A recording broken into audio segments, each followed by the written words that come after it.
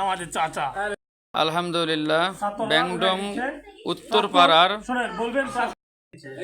আলহামদুলিল্লাহ ব্যাংডম উত্তরপাড়ার এলট মিধা 3টা কোরআন শরীফ এবং 3টা রেহেল ব্যাংডম ফুরকানিয়া মাদ্রাসায় দান করিল।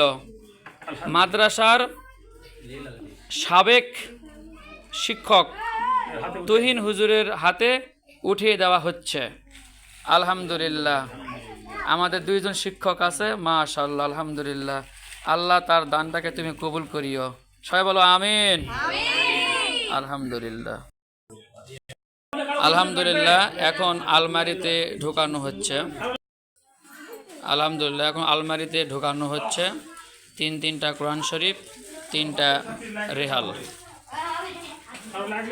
পুনরায় আবার যদি কারো লাগে ছাত্রছাত্রী তাদেরকে দেওয়া হবে।